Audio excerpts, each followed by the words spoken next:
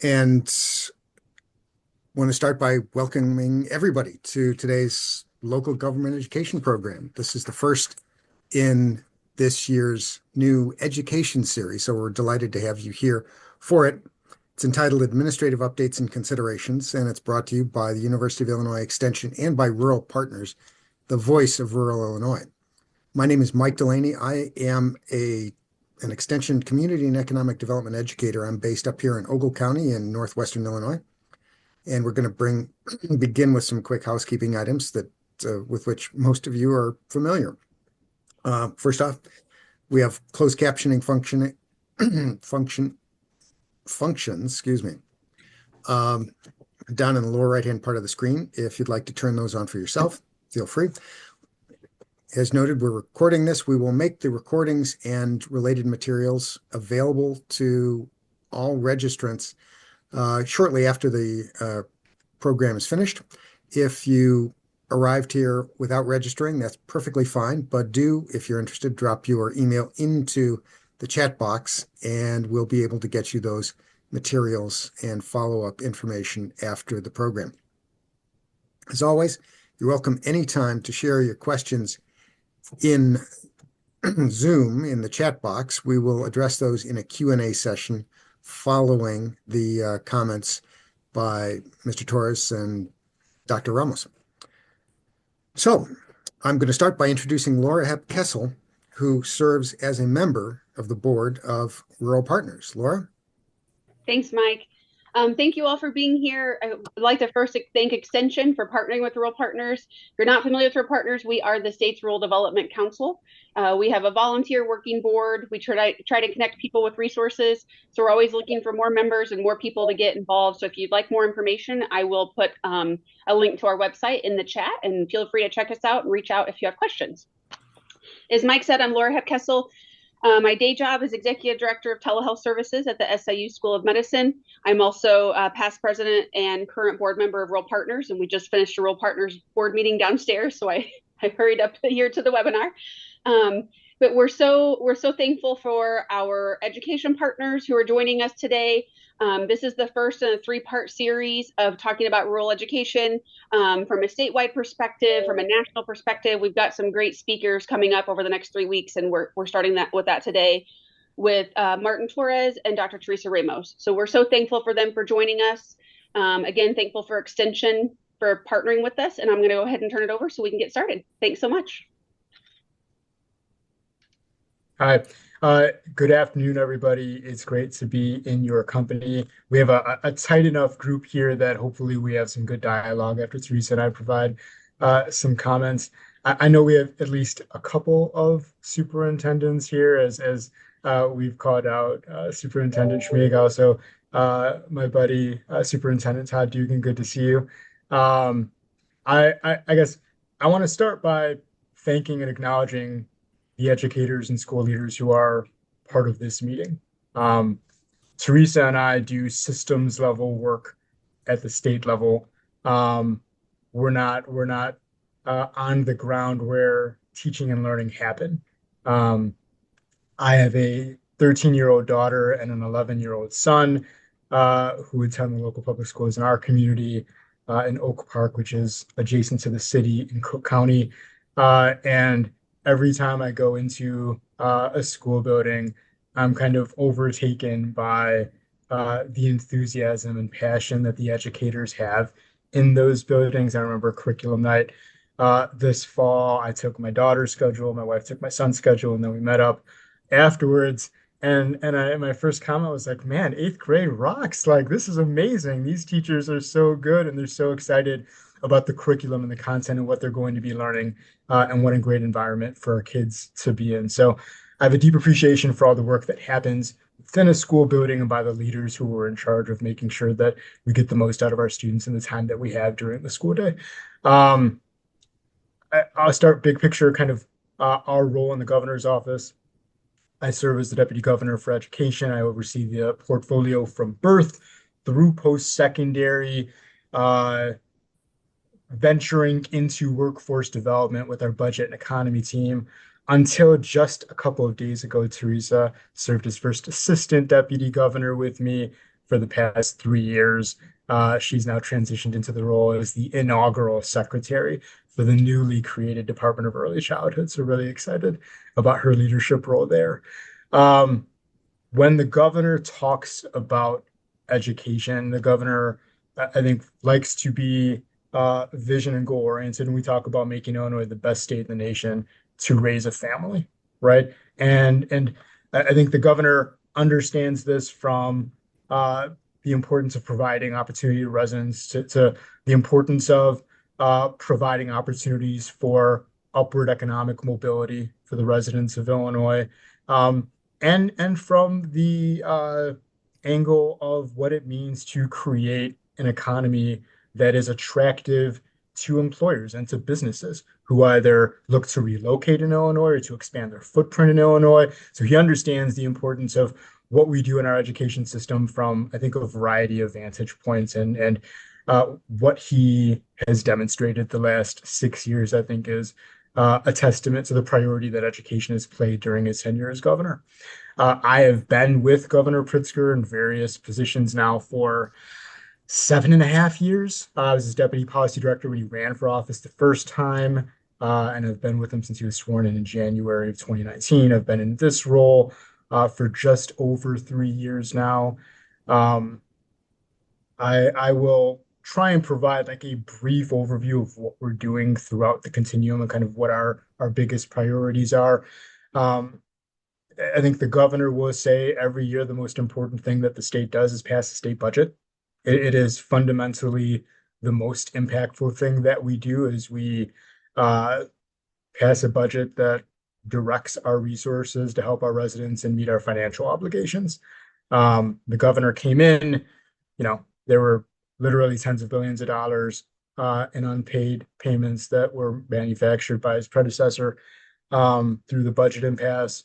And the first few years of the administration were really focused on moving substantive policy that didn't have a fiscal impact and putting the money where the money needed to be put.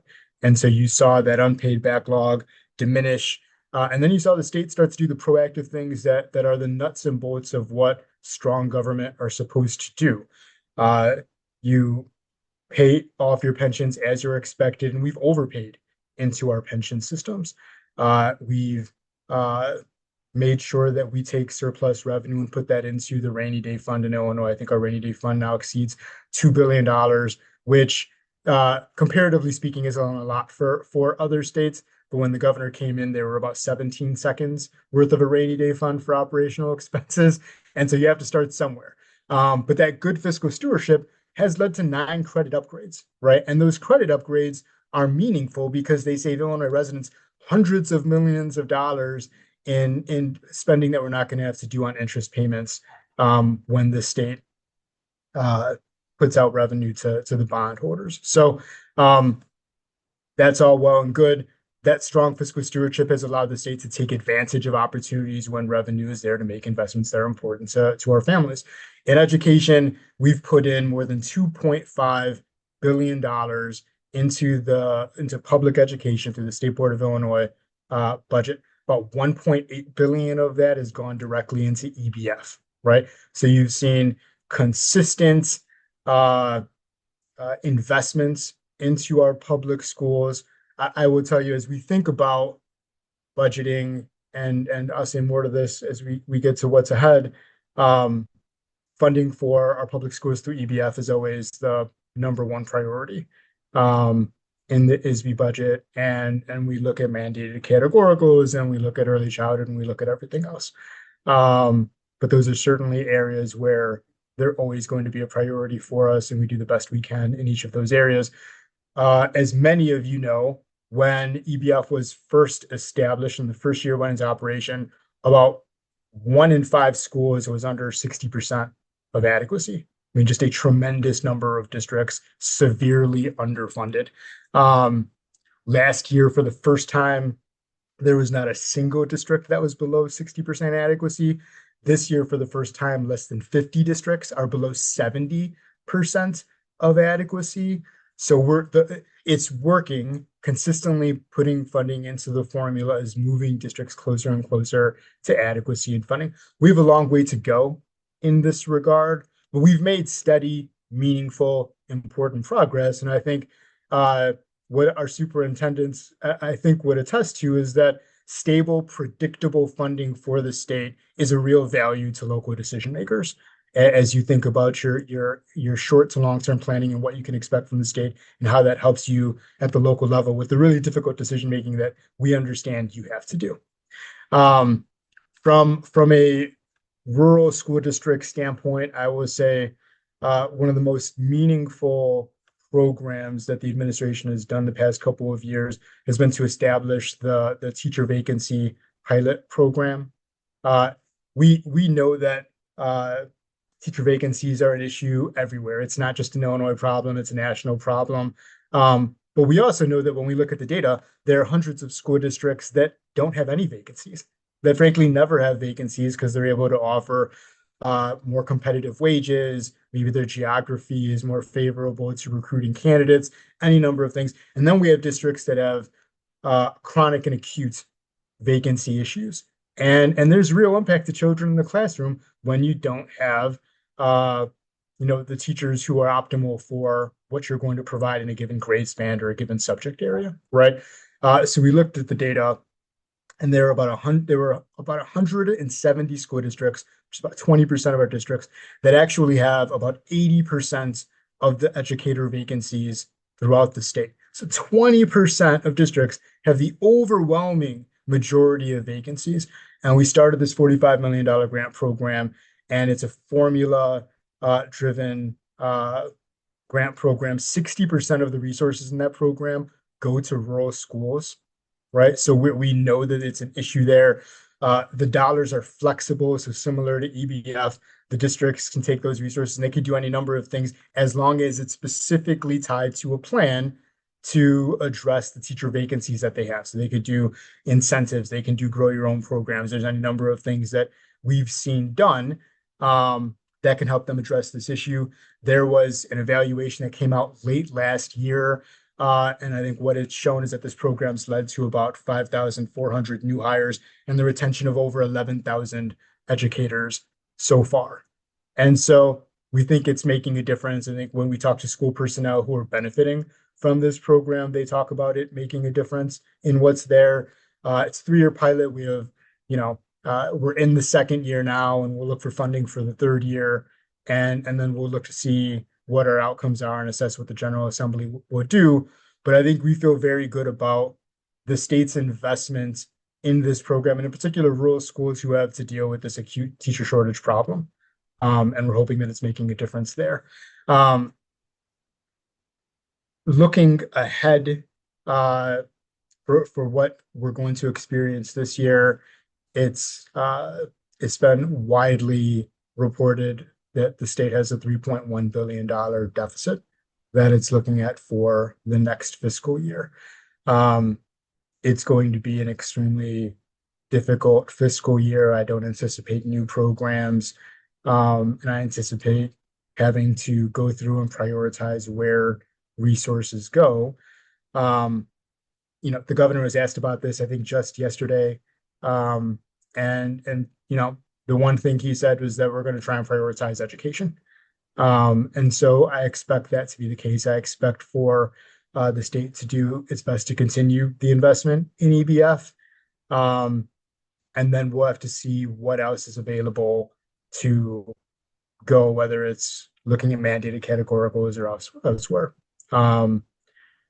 There's always a desire to do more. There are going to be plenty of areas of the budget where it would be justifiable and wise and prudent to spend additional money, and the resources simply won't be there in the next fiscal year. We're going to have to confront that challenge with the General Assembly. Next month, the governor will put out his budget framework for how to overcome the current situation. We'll work with the GA to make that happen. I would tell you, we are not strangers to engaging in the marginal dollar exercise of where is the best place to put the marginal dollar and what are the opportunity costs of putting it in A versus B. We do that a lot. They're very difficult conversations to have. but I think the decision-making we've done so far hopefully should lead to some confidence that we're going to do right by public schools. I would just quickly say, because Teresa's going to talk a lot about early childhood, so I'm going to ignore most of early childhood for now and let her do that. I would say in higher ed, for the past 6 years, the goal has been to make going to college in Illinois more affordable and more attractive, right? We want to keep our Illinois students in Illinois to the greatest extent practicable. We want to make it more affordable for them to do that. We've increased operating dollars for public universities and community colleges by more than $200 billion over the past several years. We've increased need-based financial aid by more than $310 million. When we came into office, the MAP grant, which is the monetary award program, it's our state's need-based financial aid program. The max award was at just over $4,000. Today, the max award is at $8,400. So we've made tremendous strides in increasing the purchasing power of our financial aid for students. And we'll look to continue to do so to the greatest extent practicable. Last year was a difficult fiscal year, and we still eked out a $10 million increase for the MAP grant program. We'll see what's possible here. I would say there's going to be in higher ed a focus, not just from a budget standpoint, but also from a substantive policy standpoint on consumer-driven, student-centered changes to how our systems of higher ed work to be more responsive to the needs of students, right? So I think a good example of that is the work being done with our community colleges and our four-year institutions to increase the transfer of students and to make it easier for students to transfer from a community college to a four-year institution. I think the national data will say we're among the states who are better in the nation at doing that. And I think the data is still mediocre. I think we're the best of average when it comes to that across the nation, and we can and should do much better for our students. We've been pushing our institutional leaders on that. There are a variety of ways we can do that. We will create a new data dashboard that'll make it easier for the general public, parents, reporters, et cetera, to really understand and see the data that our outcomes are producing in higher ed and with our institutions at public universities in particular. And we're going to do everything we can to make it easier for community college students to transfer. We're looking at common course numbering, for example, so that Lit 101 is Lit 101 everywhere. At every community college, at every four-year institution, Lit 101 is Lit 101. So there are a variety of things that we're going to approach here to do that. We're really excited about that work. I would say the governor has a fierce sense of urgency, and as you would want, is never satisfied and understands that there's so much more we can do for Illinois residents. The final thing I would say on higher ed is that I think for the first time that I can recall in the last 20 years, the state of Illinois is really leveraging its public and its private institutions as part of the state's overall economic development strategy, right? We are regularly, actively, deeply engaged with the University of Illinois, Northwestern, University of Chicago, and every other public institution that plays a role, whether it's involved in quantum and the IQMP or life science or the other areas where we are really doing everything we can, not only to secure federal funding where grant opportunities are available, like the CHIPS and Science Act, or whether it's to try and make Illinois more appealing from an economic development standpoint, where we can demonstrate that we have the labor, the talents, the geography, the resources to be beneficial to a company in its growth and expansion, right? So that we can create jobs. You would think, and I thought, that was always the way that it worked, and it wasn't. And so we've been very intentional about leveraging our resources to really put forward and make our pitch to companies optimal through the inclusion of our post-secondary institutions. That's both the 4 years and the 2 years, because the 2 years don't get enough credit for the work they do on workforce development and working with regional employers to begin with. So I've said a lot. Teresa has a lot to say. I look forward to the conversation that we'll have afterwards. Thank you so much for having me. And with that said, I will pass it to Teresa Ramos. Thanks, Deputy Governor. So I'm going to do a quick introduction. I'm going to say a couple of things about what Martin just said, and then I'm going to share my screen and go into some slides about early childhood. So I'm Teresa Ramos. It's day 2 as the inaugural secretary for the Department of Early Childhood. My technology is just barely working. I was 3 years in the role working for Martin as first assistant deputy governor, and before that I was at Illinois Action for Children for a couple of years as the vice president of public policy, advocacy, and research. Prior to that, I was at Advance Illinois, which was a bipartisan education advocacy agency statewide that I spent 7 years at. 5 of those years I worked on school funding reform. So I worked on 4 of those years was losing school funding reform, working on building, coalitions across the state to change how we fundamentally fund schools. I spent time everywhere, from Carmi and Anna, Illinois, to Vandalia, who is now Jennifer Garrison is superintendent over there, one of my good friends, to, the western part of the state, Rockford, Freeport, all over. Building alignment, listening to community-based organizations, superintendents, faith leaders, about how do we make, something like school funding work for rural communities and suburban communities and everyone in Grundy County and everyone in Cook County, in both the substance and on how do we actually pull the muscle together to win this. And so I named that in part because I think that's why Laura Kessel had done outreach and said, hey, let's talk about, can you come and talk to this group we're convening on rural education this year? And I wanted to bring up school funding in part because it was a really hard thing to do. And it was a really hard thing to do for 5 years of losing.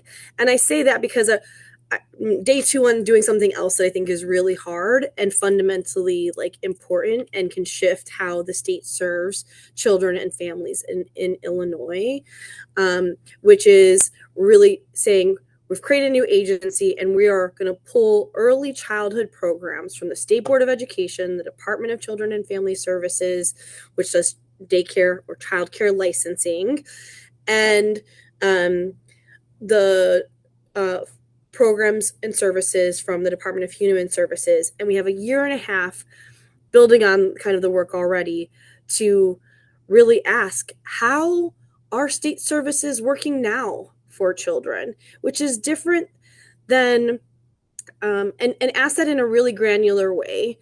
So I'll give an example, right? Being able to say, in Parks, I think we did this when we were thinking through evidence-based funding as a state, asking, how well is childcare serving Black children in Illinois? How well is childcare serving rural children in Illinois? Those are you're probably going to get 2 different answers. You might actually get 20 different answers depending on which rural community you're from and which, other what community you are across the state. How are we serving multilingual families with young children? The answers are different, and asking the question in that way reveals to us how we might shift from a one-size-fits-all approach to state government to thinking about how do we actually design the implementation of services and programs that really works for communities without overstepping at the local level, but in close partnership. So I want to name that because I think that's really important to how we're walking in and how I'm walking into this moment. I'm going to pull up a slide, and then I'm going to come back to a couple things Martin said since I'm already here. I'm going to start to screen share, and I will share these slides after. And a version of these is already on our website. And I will go quickly, do a quick time check, does 12:29, through a couple of these things. So why a new agency? And this matters, right? Because services that were and funding that was going through the State Board of Education is now going to go through the new Department of Early Childhood at the beginning of FY27. So we know and we hear from providers and by childcare providers, I mean school district superintendents and their administrators, and, for-profit, lots of nonprofit, small business, childcare providers across the state about what is and isn't working in childcare and in early education and care services. We know it can be easier for parents. We know it has to be simpler for providers, and that we can build it, make it more cohesive, better for the state overall. That is our high level mandate and goal. And for me, those are kind of the twin pillars of equity.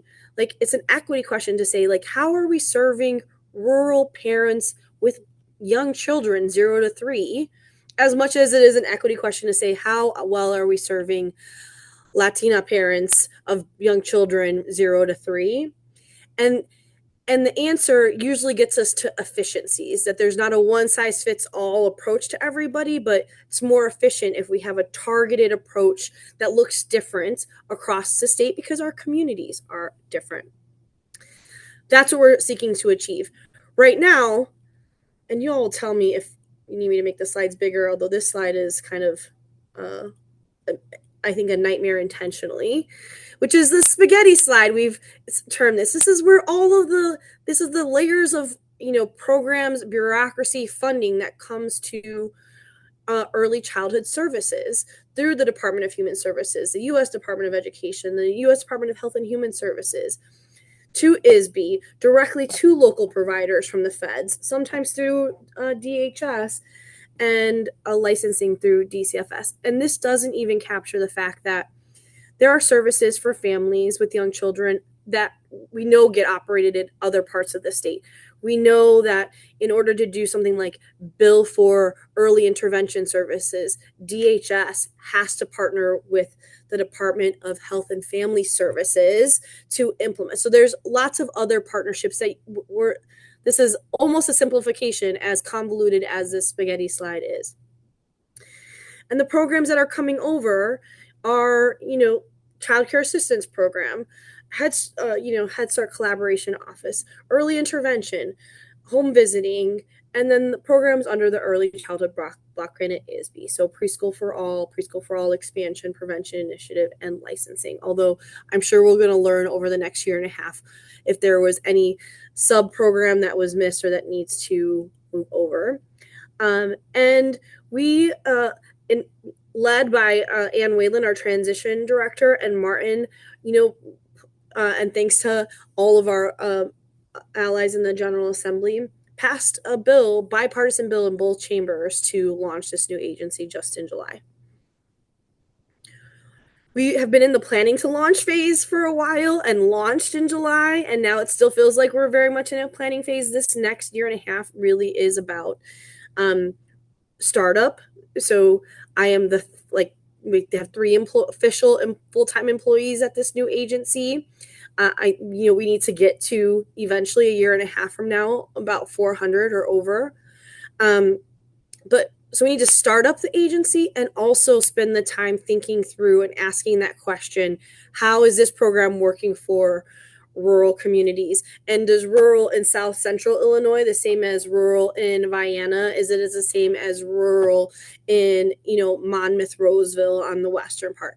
I don't think those answers are going to be the same, and we have to ask the question, which will lead us to, I think, a robust plan for transitioning programs that will exceed the timeline that we have to start up an administration, but give us a roadmap for a path to equity as we get fully operational and have all staff transitioning over.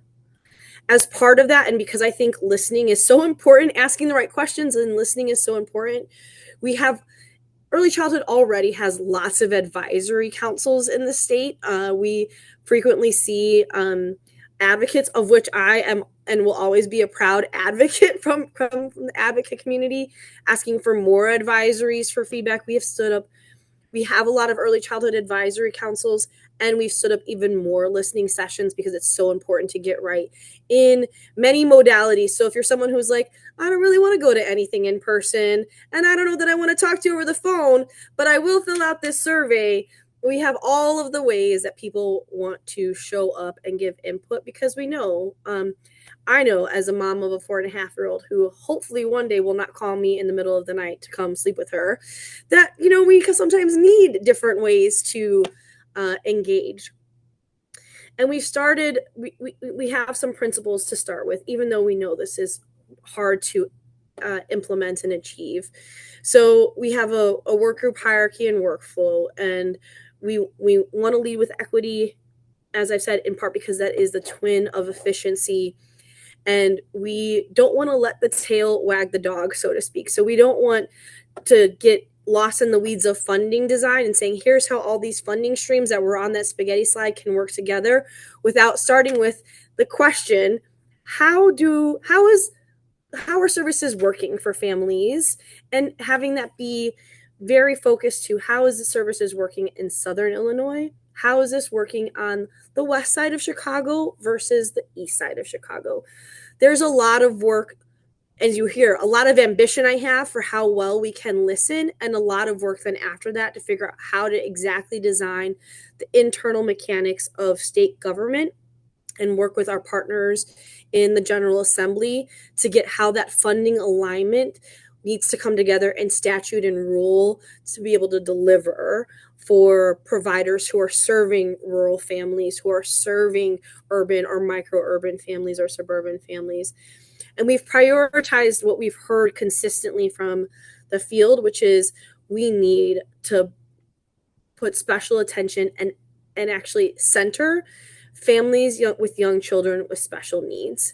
Like, we know that this is the beginning of parenting, which is hard enough. And we know that the investments now in early childhood special education will yield robust, better learning experiences and care experiences for children once they enter into school, and in many instances diminish the need for the reliance on special education services if we're able to deliver early enough for children.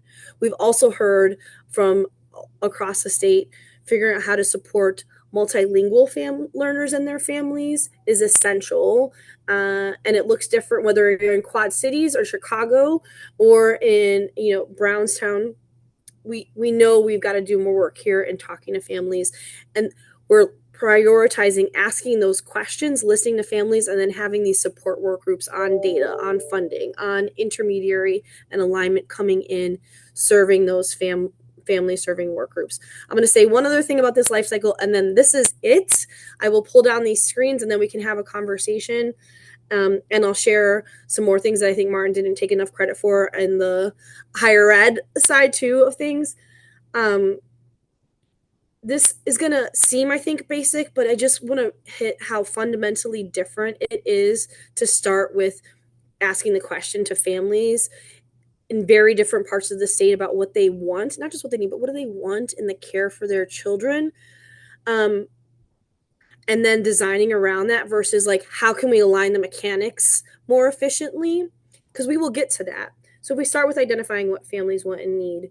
Then we ask providers, okay, here's what families want. Providers, what does it take for the state to help you deliver that service of families? What rules are we bumping against? Are they rules that are in state statute, which we can have a conversation about, or are they from the federal administration, which is a very different approach to change or a need to work around depending on if that's the case. How much are these going to cost, etc.? And then we can figure out how to align, work around policy operations, think about institutional, the agency culture in order to deliver what providers need. And then, be able at that point to say, here now, Gov's office, General Assembly, here's what we're going to need from you, so that way our agency can deliver for providers, so that providers can deliver for families. And then work on implementation and really kind of continue to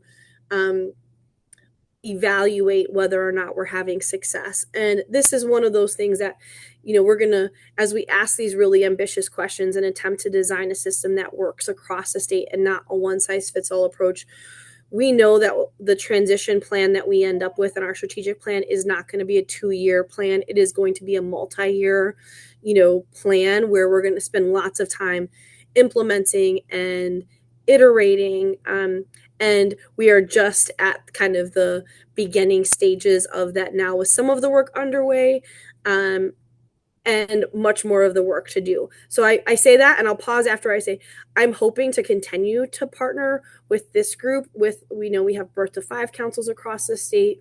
We have, there are many ROEs and community partners for listening sessions, for one-on-one conversations in districts, with childcare operators, to really make sure that we are getting closer to the simpler and better system that will serve us all. Okay, I am going to stop this share. Did that stop? Can people still see it? Okay, great. And I'll pause for questions for me and Martin, and then when we have a moment, I will come back to something I want to share about what we did in the governor's office a couple months ago.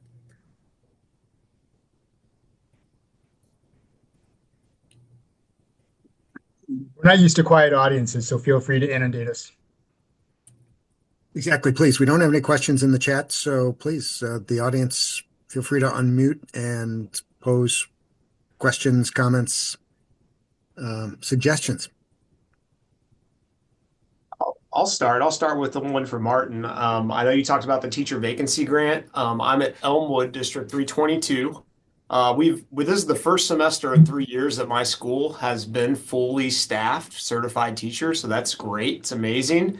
But I do applaud a lot of what you guys have done. And I got to see you guys speak up at the joint annual conference as well. You did a nice job.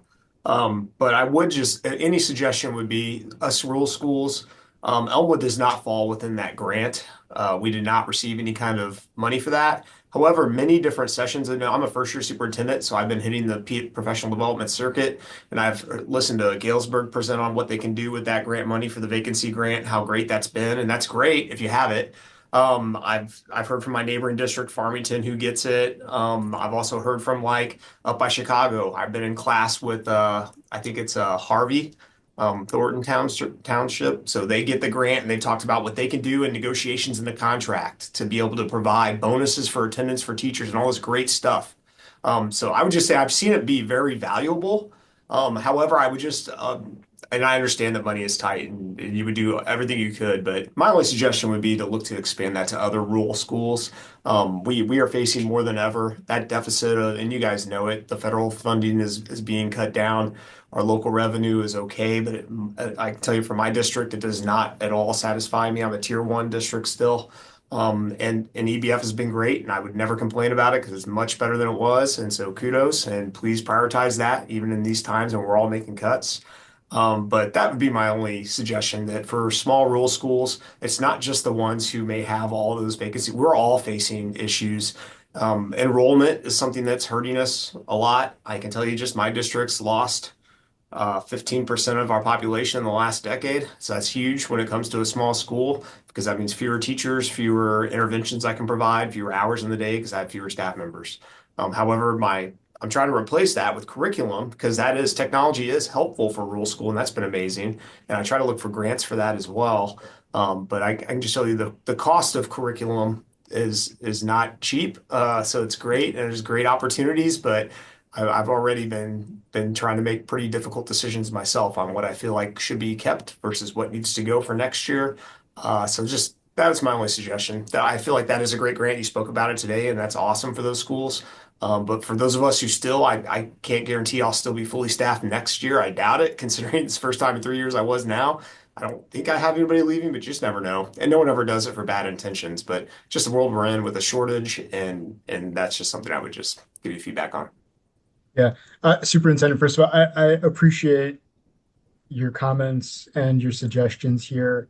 I think it's a valuable program. When we envisioned it, we could have done like a grant competition every year. We thought that's a lot. First of all, that's a big administrative burden to put on districts. And two, I think we wanted to see some sustained investment in a number of places where we could see over time the extent to which it was really making a difference. My hope is that after year 3, we can look at a more permanent program and then look at an expansion or a reevaluation of need based on current circumstances, right?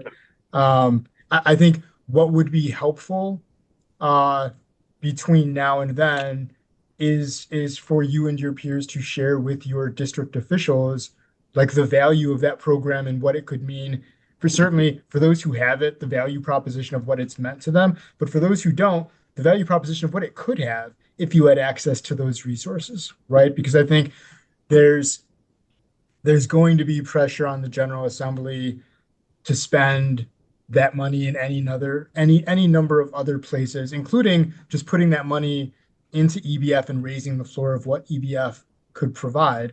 Certainly it was a consideration for us. I would say the value for us in really targeting and earmarking funding for the specific purposes is that the state should have a thoughtful, intentional, funded strategy to address teacher vacancies.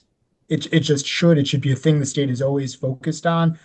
Golden Apple, some of these other programs are important for the overall sector, but not targeted in that specific way. And as you know, EBF is you get the money and then you triage, right? And your needs, they vary and they change. It's hard to like earmark and dedicate things for specific purposes. So earmarking it for a specific purpose, I think, was important for us. Giving it at least several years to try and make a difference important to us. And my hope is that practitioners can share with their elected officials the value so that when we go back to the General Assembly, they've heard it from the people on the ground about the difference it can make. Appreciate that. I can do that. And then I'll just say one last thing here, which is if you ever want to talk or to share your thoughts and recommendations on other ways in which we can be supporting school districts in dealing with educator vacancies, you should feel free to reach out. Yeah. I am a reachable person. We can find time to schedule a conversation. I love talking with superintendents, school administrators, and hearing from people on the ground. Yeah. My only other suggestion is, and I think that it's the next phase of that, but we have a leadership vacancy as well. So we have I think I heard there's going to be 100 new superintendents next year potentially out there, and that means fewer principals out there, and that's already hard to find, incredible ones. So I think that'd be the phase 2 of making sure that you continue to invest in leadership as well. Thank you. Yep. I have one other just thing, Joel, is I'm listening to it in part because I can't help myself, having been in the weeds of EBF. I immediately go to the school report card and I immediately start looking at your finances and the last data on your finances to understand is EBF working, which it seems like it is, just the breakdown of how much is coming from local revenue diminishing, and as we see state revenue as a percent of the overall whole. Yeah. And in part thrilled that you have no vacancies right now, because that's exactly what the state wants. And that also tells me if you're full and you didn't get the grant, that it's equitably working. And yet I hear you, the financial pressure on the district is high. And so my question, just generally, but I think is like, where is the most important place for you when you get, assuming we get another $350 million into EBF, like, where do you put the marginal dollar? Like, where do you feel like the most pressure to spend those next state dollars coming in? Always helpful for us to know that, because it's not a one size fits all. Yeah. Well, if you're asking me now, I'm going to tell you it's wages. It's the next contract that's going to come up next year when we start negotiating, as that's always, as you said, that how do you stay competitive? How are you attracting people to your area, especially in a rural school that doesn't have the amenities that larger communities have? So I'm going to tell you, it's the benefits and wages of how you're going to negotiate that next contract is a lot of pressure. Yep. Got it. Thank you. Yep. Good Question, afternoon. Bridget English from Birth to Five, Illinois, Region 1 in West Central Illinois. I'm sorry, my name is not, it's not letting me rename myself here today, but I just wanted to put a plug in for the ECACE and what a huge impact it was having over here. We were hoping to replicate some of the success that was taking place with John Wood Community College, with some of the neighboring community colleges, and then the funding was cut. So whenever we're out talking to folks about expansion or growing programs or expanding slots for students, we often hear the workforce, and I know you guys are aware, but that was one thing that I feel like was really just starting to gain traction at about the time that it started to get cut. So I know we're talking about lean times, but I want to put a plug in there for that. The other thing that I would just mention about the rural districts that I work with, many of them are waitlisted, and they would like to write for additional seats and serve more children, but they're facilities bound. And so in the absence of any kind of monies to help them expand their facilities, they're not willing because they just can't write for more seats. One of the tools that we have in Illinois that is available to them is the Illinois Facilities Fund. So to the extent that we might be able to help them connect with them, but then also be able to talk to them about funding opportunities that may be there, whether they come down through the traditional funding streams or not. Any way that you can feed us those funding opportunities that we can then get out to them. I know no new funds will probably be appropriated for a project like that, but certainly we would have districts that might be interested in making more room so that they can then write for the grants that are available to serve more students. Appreciate that. And I thought that since I saw regional council manager, I was like, I bet it's Birth to Five, you know, which makes sense. And appreciate naming ECACE, and I saw Caroline clapping over there.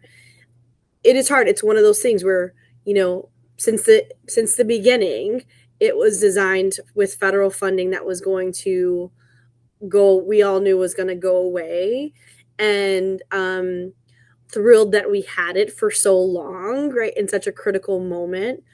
And I think what we're seeing from the ECACE consortium is conversations about how to prioritize in times where we know like the state can't snap its fingers and have all the money that the federal government sends. Like, how do we go, which, you know, we had it for a couple of years. How do we now go back to like the equity and efficiency conversation and say, like, you know, would that we had money trees everywhere? Since we don't, how do we equitably and efficiently spend those dollars and prioritize, which is a conversation the state didn't have to have when we were getting the federal dollars in the same way. And I think that's my understanding is that's partly what's happening now through ECACE. And it would be another good place to really hear, you know, what does it mean for folks who would go to John Wood? And that might look different than folks who are going to go to Malcolm X or Rock Valley, for example. Yeah. Martin, anything you would add there? I think the other thing just to name on the facilities conversation is how unique childcare is. It's in Deputy Governor Torres' portfolio. It's in the education portfolio. But it is a combination of human services and education. What capital looks like in the education portfolio really is capital dollars that go to public entities, right? These are schools, these are community colleges and universities. And the beauty and complexity of early childhood is it is a mixed delivery system of for-profits, of small business for-profits, of big business chain for-profits. It is nonprofits, it is churches, it is school districts, right? It is a mix. And I think there's a lot of conversation probably to be had about what does it mean to provide support in an environment where profit is in play, where you have public entities that don't, you know, that are nonprofits. There's just a broad and vastly different conversation, I think, than what we're used to in the education space around, community colleges, on public entities that have been public entities and will continue to do those functions of serving children and families long term. Sorry, I am just getting over the flu. Excuse me. Okay. Other questions or comments or things you want us to think about? I'll turn on my video.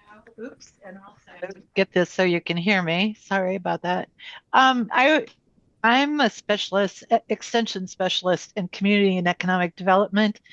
And I work with rural communities, I work with larger communities, but when I look specifically at the rural communities, especially small ones, and Joel, I just gave a program over in Elmwood. So, there is a huge thing going on right now, and it's been going on for probably 30 years, and that is small rural communities would like to keep their schools, okay? And when we talk about this programming, I don't know much about the educational system in Illinois. I generally veer away from this, but probably over the last year, I've heard it more and more. And also when they try to consolidate, the other community turns them down. Are there any programs, or has the governor, and I know the lieutenant governor works really closely with rural development, but I think that there is something going on now, especially with the reduction in population. And I teach a program called Reversing the Exodus. So I also know that when you look at population decreased by 15%, that might be overall. You're not looking at how fewer millennials or Gen Zers or children you have. Are there any programs going on right now or anything going on to help these communities? And I'm talking probably more specifically communities of less than, say, 13, 15,000, less than that, and especially those that are 1,000 or 2,000 people. But this is just something to keep in mind when you're thinking rural is there any plan or any funding that's set aside to assist these communities in, either staying where they are or consolidating, advisory committees? Because I think they need that assistance. It isn't something I can give, and I don't know of anyone else in extension that could potentially give that information. Okay. There are at least three things that I want to respond to from your comments, Pamela. So thank you so much. Sure. First, I will say, when it comes to the population of Illinois grew from 2010 to 2020, and I know there are a lot of reports about what the census numbers say. The state of Illinois, I think, now exceeds 13 million people. The governor and our state agencies and local municipal partners have consistently and persistently appealed to the U.S. Census Bureau to fix their numbers and do things. If you Google Governor Pritzker and census, you might find him go through a lengthy explanation of what actually transpired and what the actual figures are for the Illinois population. It is a quirky passion for him in that way, because the alternative is people feeding into a narrative about the state of Illinois that's just not true. With respect to support for rural communities, I think a principal and important way that the state of Illinois provides resources to communities across the state is through the Local Government Distributed Fund, LGDF. We've increased LGDF funding consistently for years during the governor's administration. I don't have the numbers in front of me, so I can't tick off the numbers, but we could share those with Mike afterwards if we talk with our team to get those. But we've been intentional about that, and that is a way that we've helped every community in the state. And then on the consolidation issue, I would say, as you know, and have witnessed on the ground, it's a highly contentious local political issue. And there have been attempts by some legislators to try and enforce like a top-down consolidation. Illinois has 853, 851. The number moved by one. I don't remember if it was up or down. Over 850 districts across the state. Those type of bills have never received any traction in Springfield. I think there's a desire to let local officials determine what's best for them on that front. So I'm not in a position to really comment on the circumstances of any one effort, other than knowing that at the state level, the GA really hasn't attempted to take that on. I appreciate that information. I was curious, but go ahead, Teresa. I didn't mean to interrupt you. No, I was going to say two things. I know we're at time, but I wanted to add, besides that, there's a lot of districts and continues to be, and it maybe only slowly ticks down. Is that the state many years ago had and still has, and I think this would be a good thing to follow up with the State Board of Education on.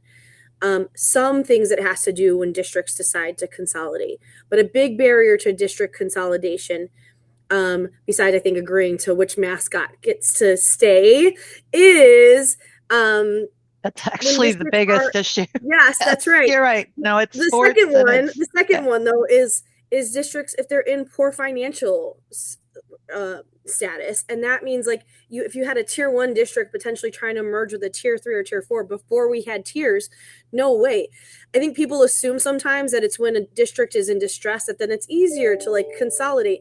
Actually, when they're on the same footing, and so EBF in part, like the last several years of evidence-based funding has gotten many more districts healthier, that I think over time leads to being able to have more productive conversations on consolidation if you can get past the mascot issue. And then ISBE does have some mechanisms to come in, but I don't know all the technical pieces there. I would, Pamela, like we can have a follow-up conversation or connection to the State Board of Education to have a conversation about this, so that way you're aware of what supports ISBE can provide here. I'm sure Mike is going to come off and say that we're over time. I'm going to put one thing in the chat box, which is a link to the school counselor's website at the State Board of Education. Some of the work that we have been doing to talk to public universities, public-private universities and community colleges about how to continue to advance equity and racial equity in particular, but equity across the board for the last year has yielded, one of the things it yielded was a toolkit on school profiles. School profiles are something that elite high schools send to selective universities to aid in the admission of their students. And we don't have a mandate for this in Illinois, but not every school district has the resources to put together or knows that school profiles. I didn't know school profiles existed 2 years ago. We have pulled together a toolkit from folks at Harvard, folks, top tier researchers, and ISBE sent an email about this a couple of weeks ago. I put it in the link in the chat box. This is one of those things that I think can support equity across rural communities, because we're trying to make it as easy as possible for districts and their counselors to put together really strong materials, so that way their rural students are more competitive, just like we want for all students to be more competitive in the selective enrollment process. So I just dropped that into the chat, and then I'm done. Sorry, Mike. No apologies necessary. I appreciate you being willing to stay a little bit longer and provide great information. No question, the recording of this presentation will continue to be a great resource for anybody that wants to get a quick update and understand your interests and priorities going forward in the recent future, especially Secretary Ramos, as you ramp up the new agency. So on behalf of University of Illinois Extension and Rural Partners, I do want to thank you both for your presentations today. As I say, it's going to be a great continuing resource. And I'd like to extend an invitation. We've got a couple more editions of this series coming up. Please, consider attending them, and B, if you want opportunities in the future for a platform to get more information out to local leadership, please consider proposing concepts for future programming to us, and we'll work with you to make that happen. For anybody on the webinar still who's not receiving the email notices, please drop the email into the chat before you go, and we'll add you to the email list. For example, coming up on Wednesday, January 15th, next Wednesday, again at high noon, we'll bring the second program in the series on rural education issues and advocacy, the third program in the series the week thereafter on reimagining rural education, Thursday, January 23rd, also at noon. Also, please visit the website at go.illinois.edu/LGE to access that video archive I referenced of prior presentations, not just on educational topics, but on a wide variety of community development topics. Thanks everybody for attending today's webinar. Have a great day, and we hope to see you back for future presentations. Thanks so much. Thank you, Mike. Thank you, everybody. It's been great to spend time with you. Mike, I'm going to stay on for a minute.